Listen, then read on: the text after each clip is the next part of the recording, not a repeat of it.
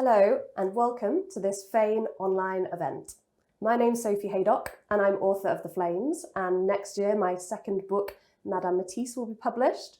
And I'm here today to talk to Susan Stokes Chapman about her incredible second book, The Shadow Key. Susan, for people who don't know her already, is the author of Pandora, which was an instant Sunday Times bestseller.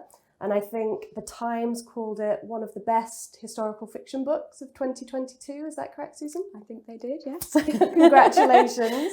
Well, we're going to be delving into that over the course of the next 45 minutes. I'm going to pick your brain about the inspiration for the book. You've called this a love letter to Wales, which I just think is beautiful.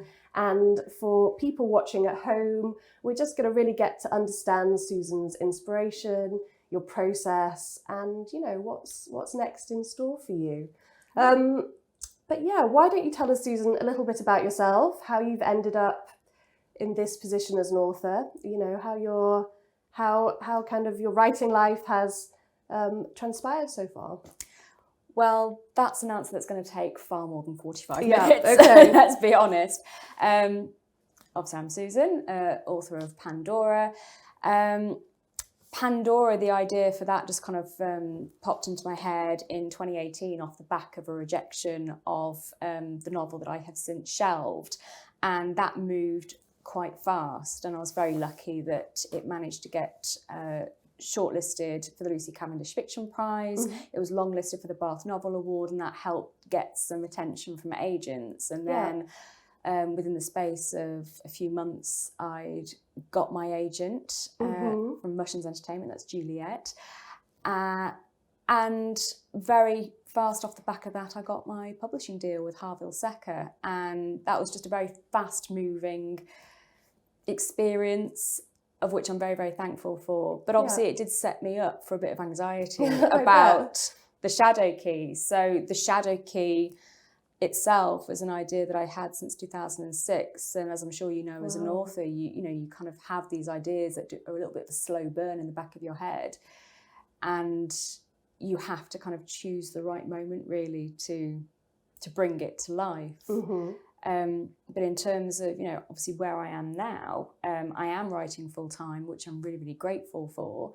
But yeah, as I said, The Shadow Key as a second novel, it comes with a lot of different pressures. You have the success of a debut, Absolutely, yeah. and it's self-inflicted pressure, I must admit. But with a debut novel, before you've even got the agent or editor, you're writing for yourself. You're hoping it will come to fruition, and when it does, amazing. But then suddenly you're in a book deal, and you have to basically turn out another novel in quite a short space of time. It's a completely different set of pressures.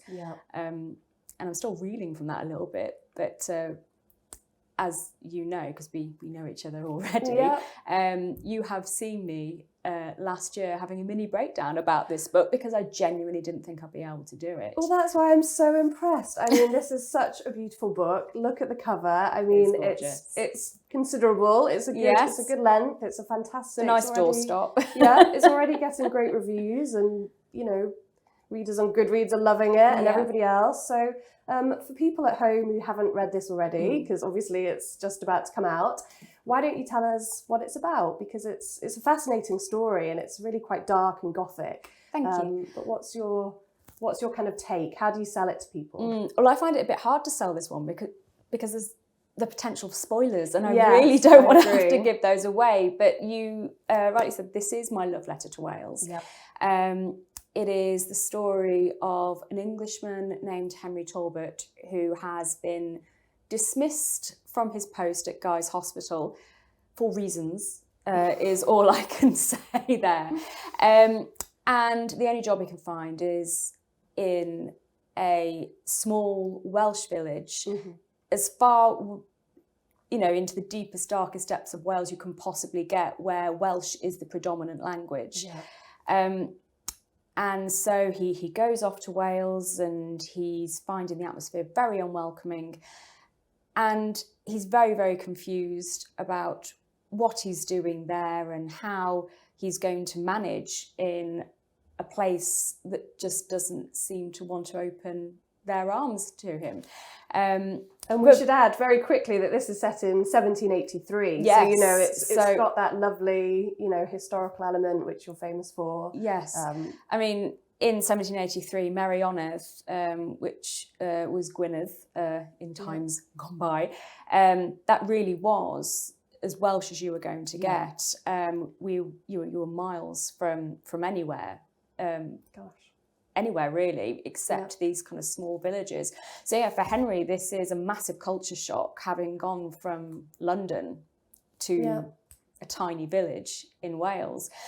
But as I said, when he gets there, it's all very alien to him, and he is employed by the local family, the Tresilians, and the lady of the manor, Linette, she's very, very headstrong.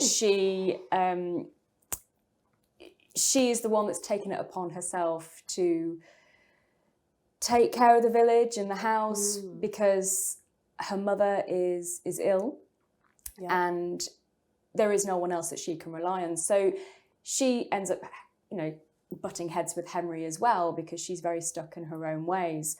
But the thing that kind of is the catalyst for the novel really taking off is the fact that Henry discovers that his predecessor, Dr. Evans, had died under mysterious circumstances, and being of an investigative bent, he is determined to get to the bottom of it. And yeah, his investigations, you know, bring Linette in with him as well, and yeah, the things they discover essentially takes the reader on a bit of a gothic twisty tour of folklore and Welsh myth, and it also harks back to the Hellfire clubs of the 18th century as well. So there's a lot going on. It's very deeply, darkly gothic. The one thing I think the best way to describe the Shadow Key is that in comparison to Pandora, which was more of a light feminine gothic, the Shadow Key is much more of a masculine, dark, heavy gothic, and I've thrown all the tropes that you can put into it. Excellent. That you possibly can, except for a governess. Okay. And can you just say a little bit for viewers about the Hellfire clubs? Because that's something that a lot of people aren't going to know much about or don't have any, you know, any references. They're mad. They're absolutely nuts. Okay. So the Hellfire clubs, they were essentially the kind of, I suppose, the forerunner of the Masons in a way. But the Hellfire clubs are essentially for the rich and powerful to have their own little kind of club. And sometimes it was just a case of drinking and gambling, but other clubs were a little bit more sordid. And they basically were an opportunity for the rich to be as debauched as they possibly could without judgment. They were in their own kind of little safe circle. And there were rumours for some of the Hellfire clubs. So one of the most famous ones were the monks of Meirionydd. And there have been rumours about those where there were elements of devil worship. Now, this was actually just all propaganda. These were rumours that were circulated in a way to defame them. But you know, it's an interesting take, devil worship, the occult, and I just wanted to kind of take that concept and run with it a little bit further. So the rich, they, as many readers of 18th century will be familiar with, and those that aren't, the rich would often go on something called the Grand Tour. It was their way of furthering their education, I suppose. And by going on the Grand Tour, and this would be Europe or sometimes a little bit further afield, there would be certain things that they would pick up along their travels, different religions, different cultures, and many of these elements were brought into these Hellfire Club ritual sort of, you know. So it became a bit of a melting pot for all these kind of, you know, foreign ideas. Exactly. You know, for this, you know, in quite a small close-knit community. Exactly. All these kind of outside influences and outside ideas were being brought in. And even mad costumes as well. You know, they kind of put on ceremonial robes, and some would wear Turkish style garments, and it would all be very exotic, and they loved that because obviously it's not a lot of entertainment. They're not days. really. No. So this sounds like it would be a lot of fun. Exactly. Yeah. But again, let's remember these are the rich and powerful. They were able to really bend the rules as much as possible. And so, I really wanted to kind of play with that idea in the Shadow Key and have that juxtaposition essentially between the Welsh myth and folklore and legends, and then the English and their way of essentially bringing in foreign concepts. So it's quite a tricky element to talk about the Welsh versus the English. It's something that is still a little bit there, so to speak, today. So I'm conscious that I've played about with these themes. But it's something I wanted to really explore. And so the novel is also a bit of Georgian social history, as well as the myth and the legends and the English versus the Welsh and that juxtaposition. So I had fun exploring that. I mean, the research you've done is just impeccable. It's just all through the book, all this fantastic detail. Was there anything that particularly surprised you along the way? Anything that made you kind of sit up and go, oh my gosh, I could just never have imagined that was taking place in Wales all these hundreds of years ago? I'm actually going to be very boring and say no, simply because all of my childhood has been spent holidaying in Wales. So from the age of dot, summer holidays were spent caravanning in Wales or staying with my mum's best friend, who always had a property, and she moved about quite a bit. But the point is, it's the Welsh culture and the myths and legends, they've always kind of been very much ingrained. And I suppose my research started off on that side of things and looking at the myths and the Welsh culture. There were a couple of interesting points. I wouldn't say they shocked me, but I just thought, oh, okay, that makes sense. So there's one part of the novel where I speak about how doors have a line of whitewash on them, and that this is a way of warding off the devil. Wow.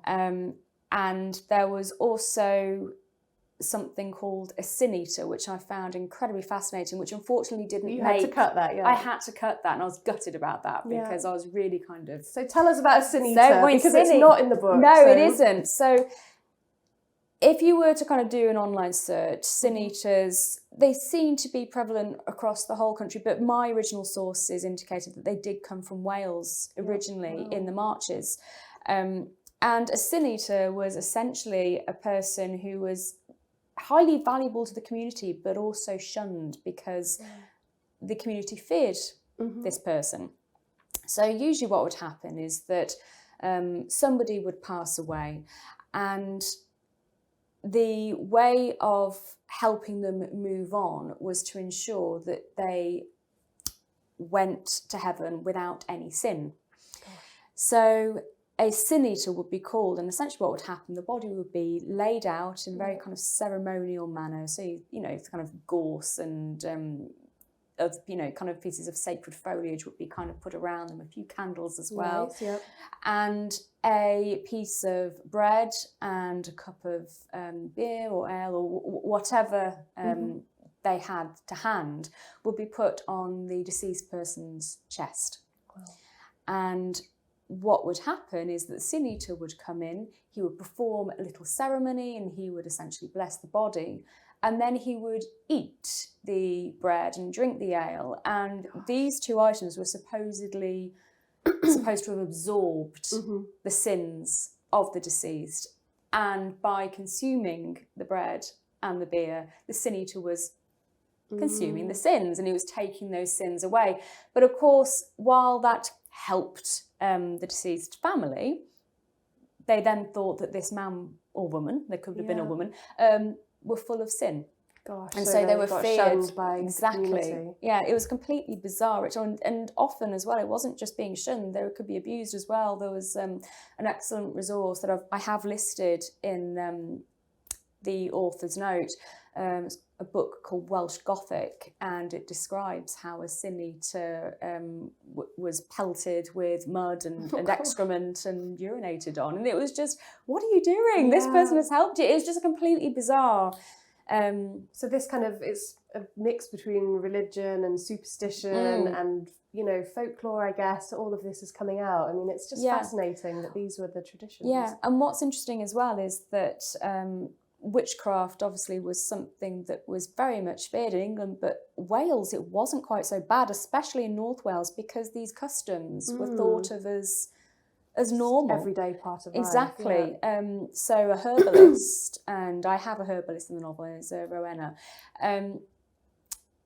Some people might have called her a witch, but actually those herbal remedies were incredibly helpful for effective for the community. And so the idea of there being a witch there just didn't really apply. So it's completely different landscape. Yes, and I was going to ask you, like, going on to the characters in the book, you know, do you have a character who you particularly feel some affinity with? Oh. I was particularly interested in Linette because obviously she's the lady of the manor, she's rather unconventional, she wears her father's suits, and she's rather outspoken, isn't she? And then there's Rowena, the mysterious herbalist, and there's some other fantastically strong-minded women and interesting women. But do you have any affinity with any of the characters, you know, yourself? I feel like I should say Linette, but actually it's Henry, I suppose. Now, Henry is the character that was a constant right from the start.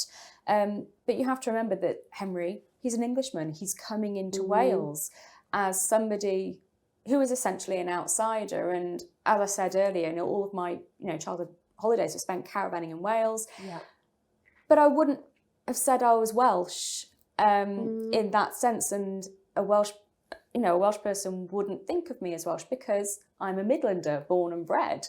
I have lived in Wales on and off since 2004. So my mum officially moved up to Wales and I went to Aberystwyth University. And so I was there and I kind of, divided my time between Aberystwyth and the Cambrian coast, obviously, which is where my mother is.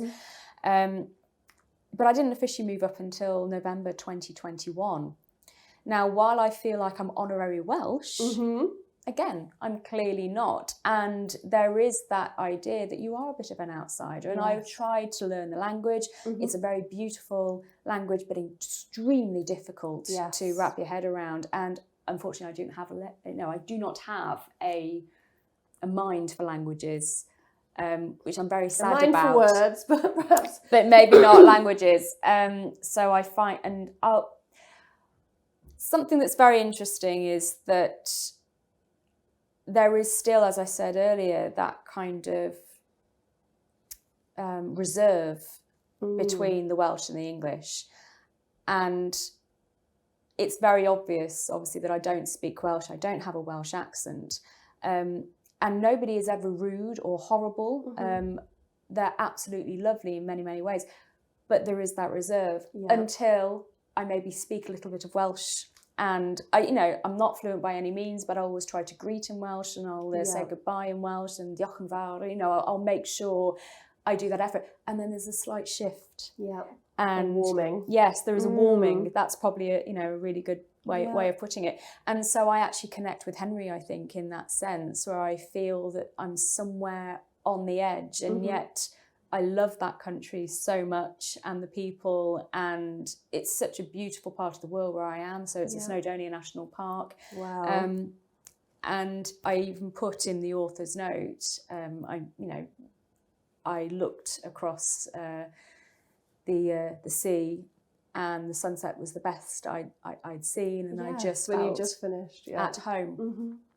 And so it feels like home. It feels like home, yeah. So yes, I have a big affinity with Henry. Not to say that Linette isn't a good character as well. I am quite strong and bulshy. I think I must be the stubbornest person I know. So maybe some of that's gone in precisely to Linette.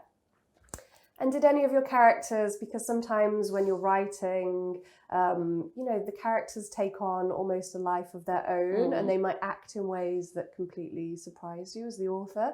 Did any of your characters have moments like that for you? Somebody said something, or just the plot went in a direction, it can be a strange feeling. Again, I'm actually going to say no. Pandora, it happened. Yeah, it happened with Cornelius. Now, Cornelius was based on somebody who I know and who didn't like me, and because of his attitude towards me, I didn't much like him. Yeah. And so some of that went into the kind of that interaction between Dora and Cornelius. But Cornelius ended up kind of going in a completely different direction, and he ended up being my favourite character from Pandora, weirdly enough. So strange, yeah. But with the Shadow Key, no. Henry, as I said, was very much straight in my head. I never had one bit of trouble with Henry writing him. Linette I struggled with, but not because she kept doing things differently. I just couldn't quite pin her down. And I was also trying to battle with the idea that it's very rare that you'd have had a woman landowner, and I had to kind of be very conscious of the social constraints that she was under, and I was just trying to find a way to make it work. That was more my struggle with her rather than her going off somewhere different. But no, I think I had a very set map of where I wanted these characters to go. And all your characters seem to go on some voyage of self-discovery, or they have these kind of revelations of identity. Yeah. Something, it's kind of a Stokes Chapman trademark, is that this happens in your book. And I think it's beautiful, and because you really connect with the characters that way. But, is that deliberate from your side, or is it just something that feels quite organic for you as a writer? I think it's a bit of both, because I don't think any character can be the same as they were at the beginning of the novel. And I think that's the whole point. They all have to go through a journey. The ones in the Shadow Key, I think one of the overriding themes of the novel is prejudice and accepting what was before, what will come, how things should be and how things are, and basically finding ways of accepting all these things and overcoming their prejudices. And I think that's definitely the case with Henry. It's the case with the villagers, with Linette as well. We have some of the other characters who will never learn the lesson. Let's put it that without spoilers. But it's organic in the sense of that comes very naturally. But there's that conscious decision that these characters cannot be the same as they were when they first came in. And that's the same with all fiction. Yeah, that's an essential part of it. Yeah. I love what you say about prejudice. And I read this really lovely quote from you, which is, "The Shadow Key is a story of faith and family bonds, elitism and exploitation, and the power of friendship to surmount evil. It's my love letter to Wales, and while in comparison to Pandora it is darker, I hope my readers will fall in love with Linette and Henry's story." So my question, and I think you've kind of answered it, but it was, you've talked about faith and friendship and evil and exploitation, and just now you talked about prejudice. But is there a kind of central message that you want your readers to take away from this? Is it look a bit more closely at your own prejudices and examine whether you can discard a few of them? Or is it something else? I think you've answered that beautifully. I'm doing your job for you. I would definitely say, do not judge a book by its cover. There's always a beautiful cover. There's always a different story. There's always another argument to be had. And don't let yourself be blinded by assumption. I love that, Definitely, yeah. And you spoke a little bit, and you're very open about your challenges as a writer and these kind of moments of tension when you feel like, last year you were worrying that this just wasn't happening and it was a stressful moment, but here we are. Did you encounter any other challenges while writing this book? Was there anything that, other than just feeling like you were banging your head against a brick wall at times with it, was there anything that feels you were able to overcome? Well, again, we've touched on this already in the sense of that idea of trying to follow up on a debut, and a number one bestseller debut at that, and you can only go down from that, really. There's no kind of going up. So I had that kind of idea in my head, which was absolutely ridiculous, because all you're doing is kind of making it more difficult for yourself. Yeah, precisely. But my agent and my editor had been wonderfully supportive from the get-go. I think if I had to choose something else in terms of did I struggle, I mean, I mention again in the author's note that I ended up discarding 100,000 words. Yeah, gosh.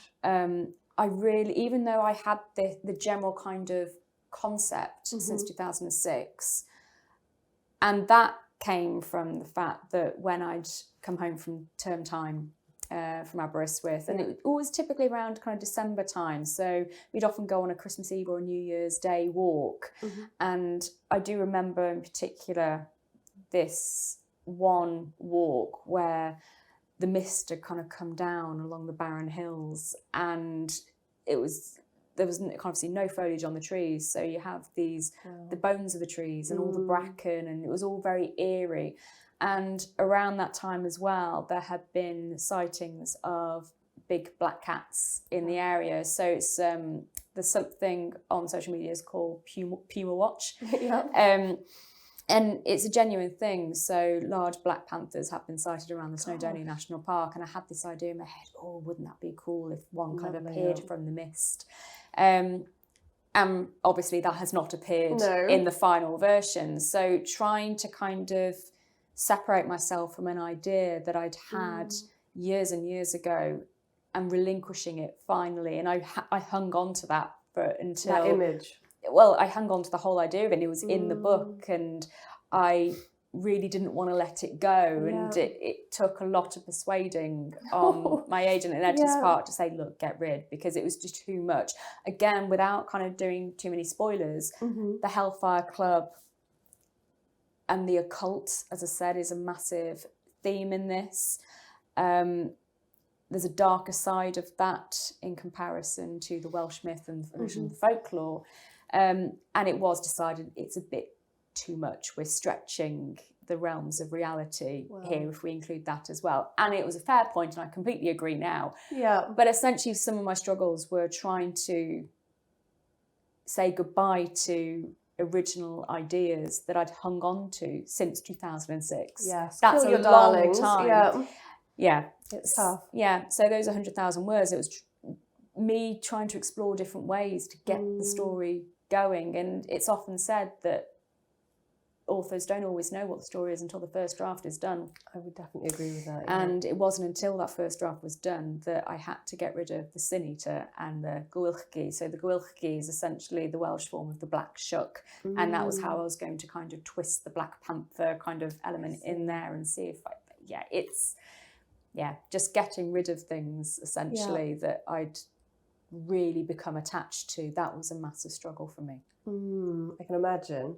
And talk a little bit about your process of using the Welsh language in this novel, because it's really quite a significant plot point. It's not done in a way that feels in any way gratuitous. It's completely essential to the entire plot of the book. Yes. You know, tell us a little bit about your process for that. And obviously you said you're not a Welsh speaker and you've had to navigate that yourself. So I'm really intrigued. Well, I couldn't not write a novel set in deepest, darkest Wales without using the language. And you're right, it is a massive plot point. And I have been unapologetically diligent in using the language, because it would have been discourteous not to. Now, as I said, I have tried to learn in the past, so I'm not completely unfamiliar, and I did many of the translations myself using, dictionaries, and yes, Google Translate on occasion as well. But there is a writing centre not too far from where I live called Penhelyg, and it's hosted by Literature Wales, and I've come to know quite a few of the people there very well. And one of the women there, she's North Walian born and bred, and she was very good and checked my translations, because the one thing I was determined to do was not go into this and just be lazy with it. I needed to make sure it was checked. And so it was checked by her and then triple checked essentially by a couple of people in my publishing house who happen to have Welsh connections. But there's always that tricky balance between South Wales and North Wales, because dialects are different and certain words might be used in South Wales that weren't used in North Wales and vice versa. So trying to make sure I was using the correct form of Welsh was a challenge as well. But as I said, thankfully I had somebody check it. But in terms of my familiarity with the Welsh language, again, having been, staying in Wales as a child, I already know that some words have a certain sound. So I have put a glossary in the front. You do have the lovely glossary, which I think really helps you position your own self. So the Welsh glossary there. Yes. And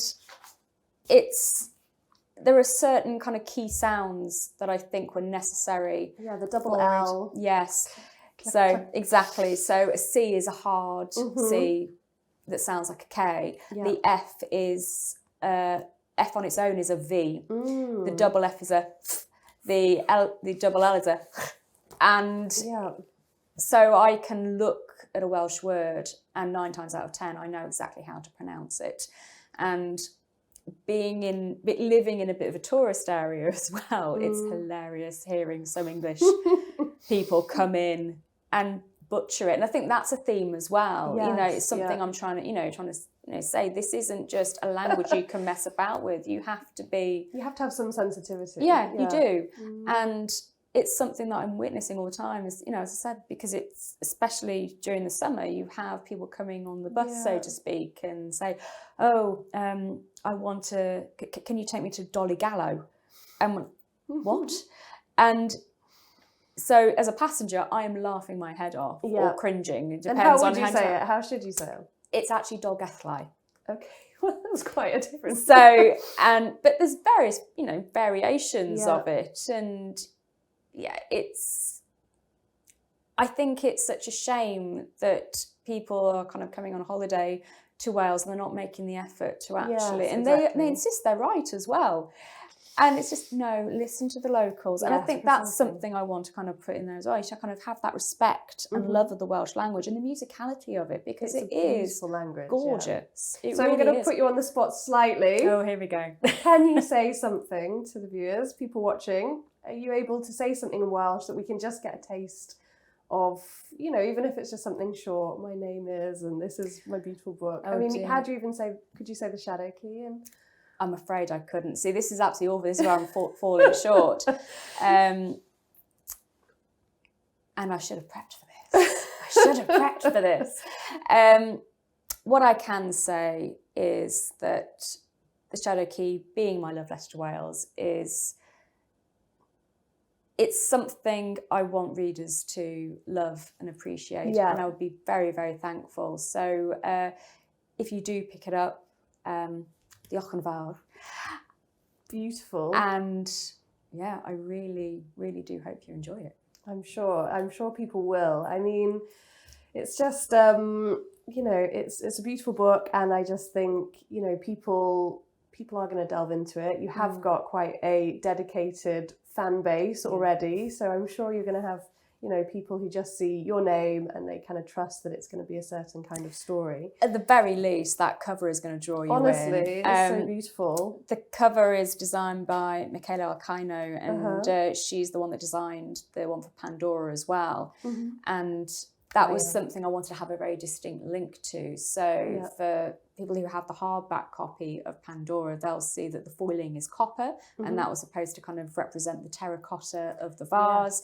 There was a Greek meandros border, whereas in this one we have a Celtic rope border, and the colour on the foiling is gold, because gold is, without too many spoilers, a massive part of the novel as well. And then we have the animal on the front. Yes, tell us about the animal. So the animal is a gorgeous wire-haired lurcher called Merlin. And Merlin is actually a dog that I knew when I was a child as well. So it's based off the dog of my mother's friends, so the woman that we'd stay with when we were in Wales, and he was such a gorgeous, loyal.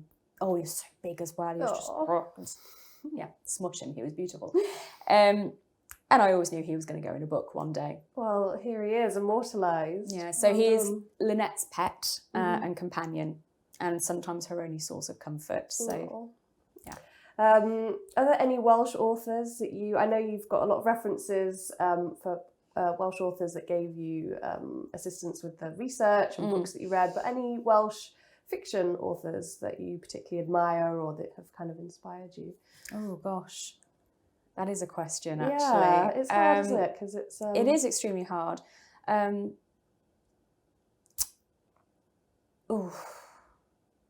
I think you know Rebecca F. John, who... That's true, yes. She's a wonderful Welsh author. Yes, she is, and we've taught a course together, actually. So have you? Yeah. Yes, of course, Rebecca F. John. She's absolutely lovely, and a fantastic writer, and I've been privileged as well to kind of read some of her current work in progress, and that would be a treat when it comes out. Alice Hawkins, she is incredibly great at historical fiction set in Wales, and there's a bit of a similarity actually in terms of there's a thriller-esque element to her writing, which has kind of found its way into The Shadow Key as well, and Carol Lewis as well, who's the author of Drift, which is a beautiful, beautiful novel. There's so many Welsh authors that, you know, are worth reading. Cunan Jones, I'm thinking, he's a great author. But it goes to show that almost, I mean, do you feel that more should be done to kind of profile and platform Welsh authors? Because perhaps there isn't enough visibility, or there isn't enough celebration of these fantastic... I completely agree. Something that my university town Aberystwyth have recently done is create a crime festival, celebrating obviously crime and thriller, but predominantly for Welsh authors, and that's just something that I think viewers should take a look at if they're interested in Welsh writers. And I mean, again, as I've said before, this book is my love letter to Wales, and it's my way of highlighting Wales as well. I mean, there are plenty of books set in Wales, but you don't always hear about them.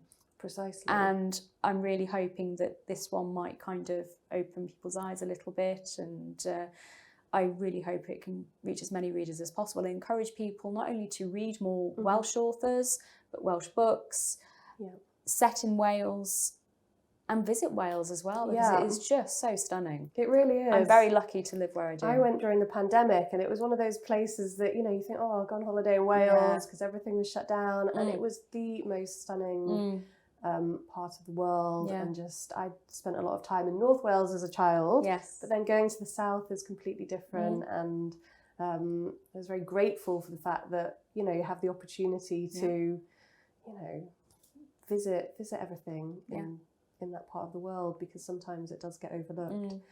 I'm just going to very briefly dip a little bit back into your kind of background as a writer. You've been writing since you were a child. I mean, this was something that you were dabbling with, I've read, since you were kind of, you know, pretty much a young teenager. Yes, 14, I think it was. So I wouldn't necessarily say I was a child, although I had a very active imagination when I was a child, and I think I was probably always making stories up in my head, but I don't think I actively considered being a writer until I was 14, and that actually came about because a friend at school had lent me what my parents called Juicy Lucy's or corset rippers. Oh gosh!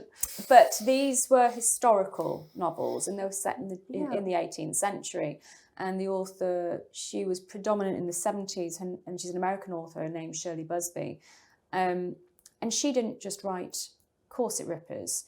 So I've read a lot of historical romance in that vein, and often I've found it's a romance with a bit of history thrown in. But Shirley Busby didn't do that. She really was excellent at world building and used real life events to formulate this most epic story. And she wrote many books, and she just found a way of beautifully weaving this romance in between.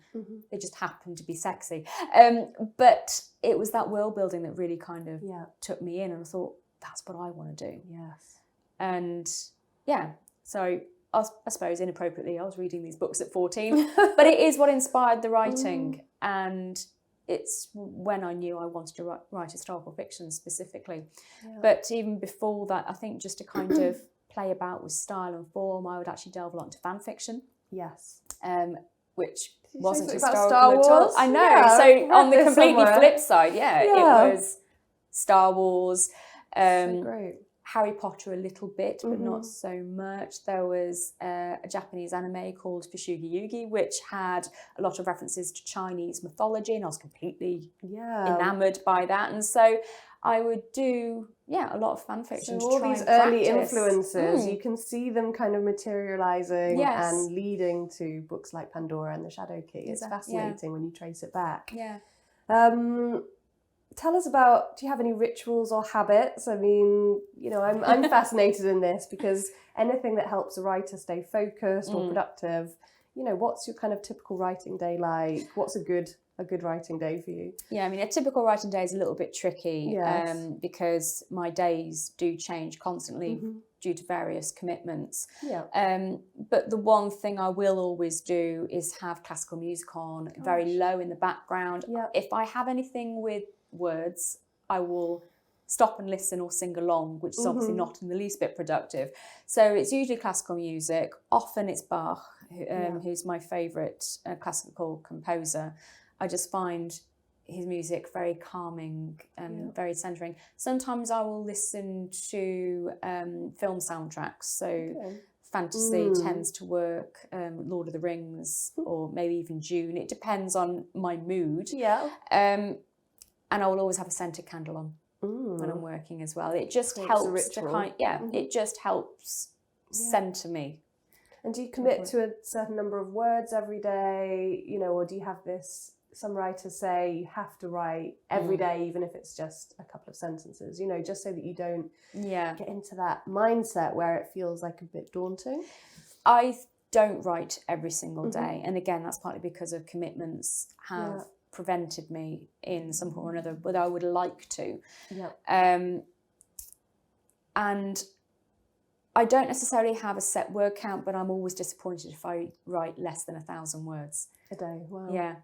I get very annoyed at myself. But there are times when I don't hit that, and I can sit at that desk and with my head in my hands, and I'll only churn out maybe 250 words, and I feel like I've failed. Obviously I haven't. I've committed something to page.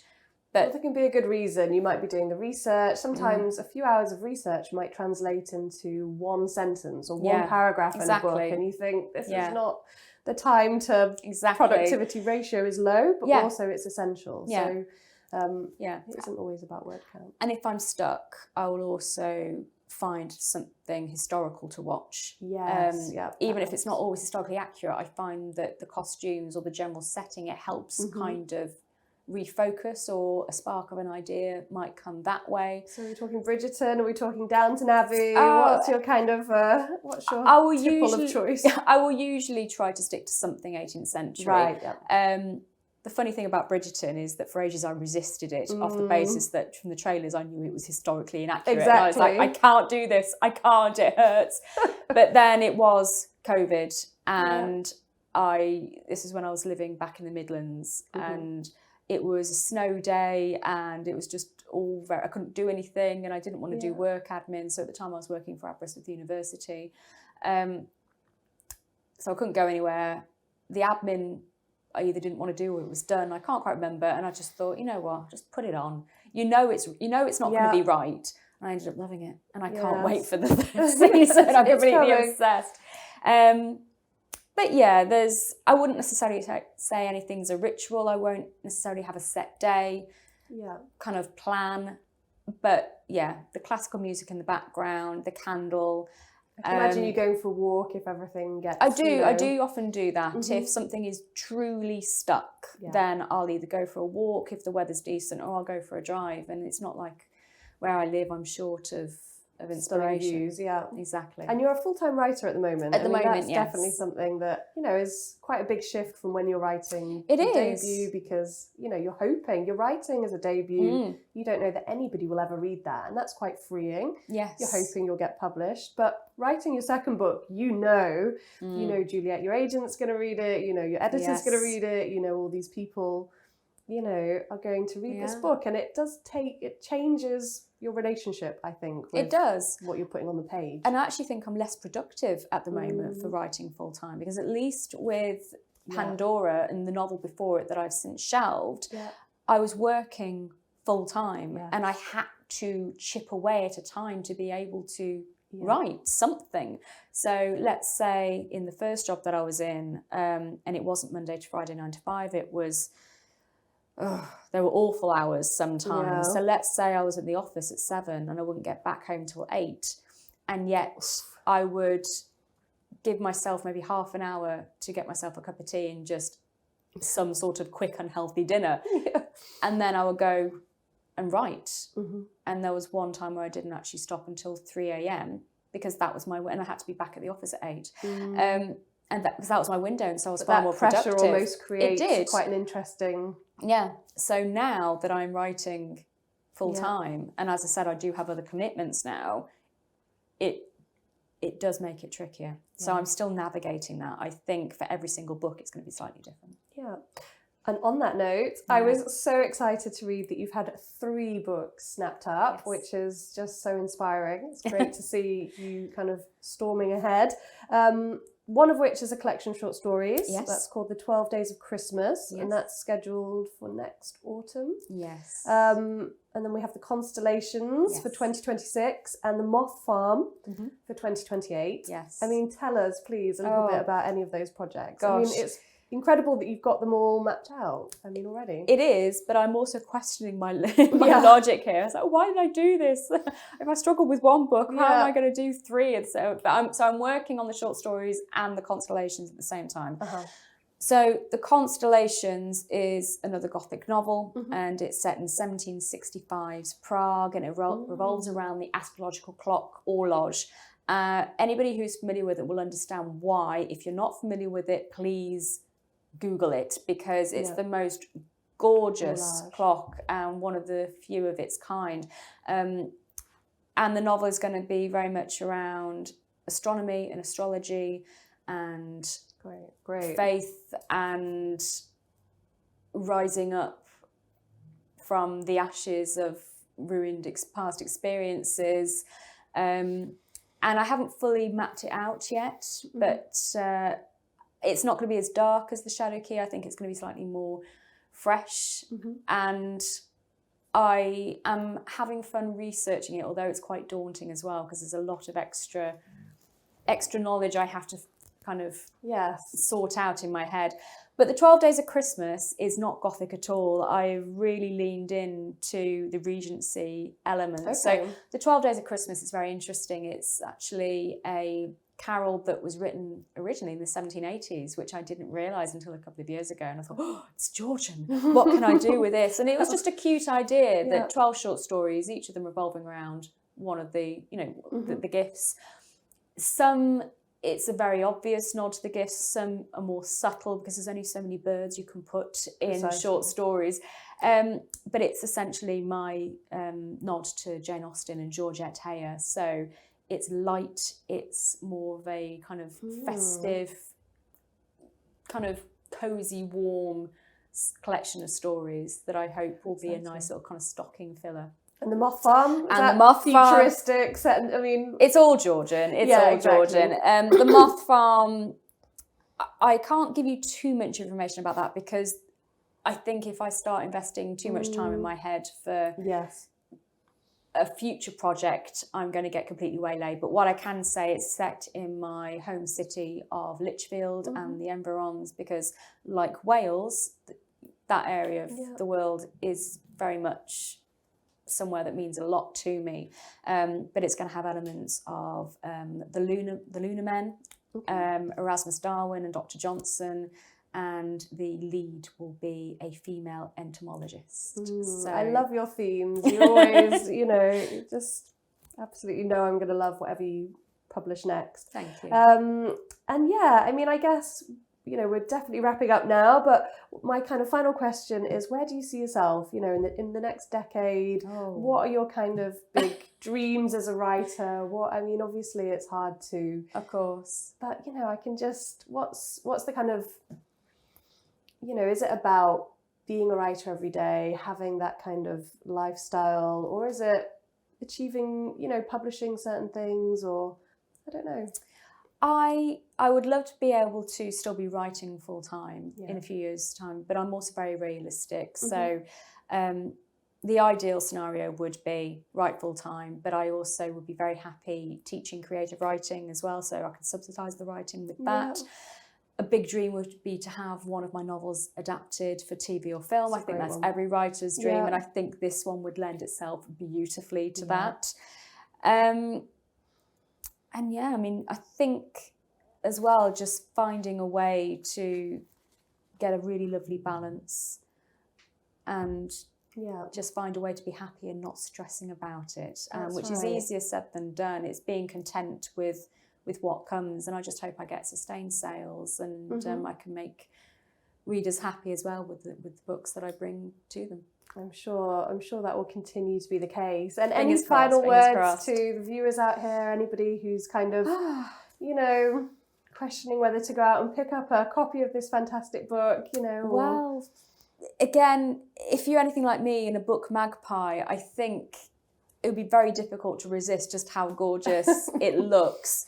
But as we were saying earlier, you know, this is very much a novel about faith and family bonds and elitism and prejudice, and again, my love letter to Wales. And I would just encourage anybody who loves their Gothic mystery writing with a slice of beautiful landscape descriptions and a dog, you know, I mean, it's just a very engaging plot.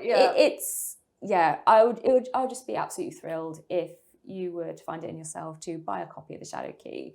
And I hope you really fall in love with Henry and Linette. I had such fun writing them, and I hope you'll have fun reading it. I'm sure that's the case. So yes, please do pick up a copy of The Shadow Key by Susan Stokes Chapman, who's been fantastic today. Thank you so much, Susan, and I'm looking forward to getting this signed. Thank you. Thanks, Sophie. Thank you.